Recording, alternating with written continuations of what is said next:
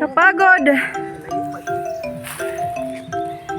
Magpa-burn tayo ng fats. Mga mi.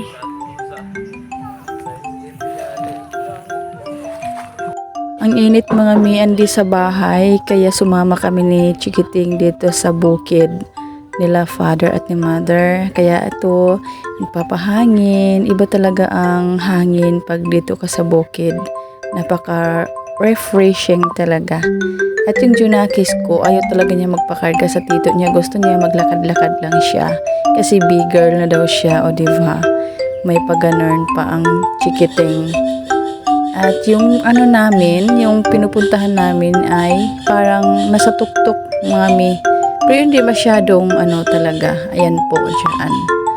Napaka-fresh kahit sobrang init ng panahon. Big girl na talaga mga mi ang aking Junakis kasi marunong na siya maglakad sa ano po, bundok. At nandito na po kami sa Bukirin.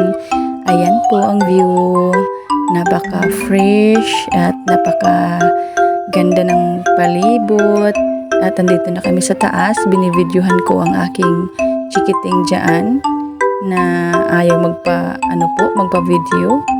Ayan po, anak si Mami G ay nagduduyan-duyan muna habang nagpapahangin po. At sa labas naman si father, mga mi, napakasipag kong ama. Char, ayaw pa talagang magpahinga, ay gagawa daw siya ng para tayuan po yan ng net para sa mga manok na hindi makalabas po. Ayan.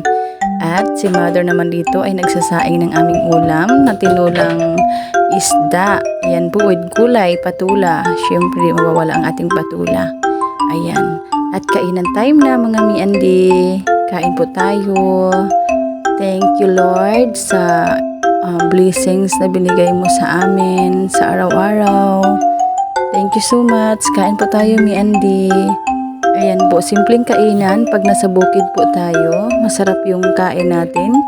At dala na din ng pag-usap-usap. Char. Usapang ano ba? Future. Ayan po. Ang aking Chikiting sa tabi. Kasama ko din dyan ang aking utol. Kumakain na. At ayan. Ang sarap talaga tumira sa bukid, mi Andy. Minsan gusto ko ring dito magpahinga. Tapos gusto ko matulog sa gabi. Ayan po. Magpapaano po ng isip, ng stress. Ayan po. Hanggang dito na lang aking video. Sana nagustuhan nyo, mi Andy. Thank you for watching. Have a nice day and follow for more. God bless everyone.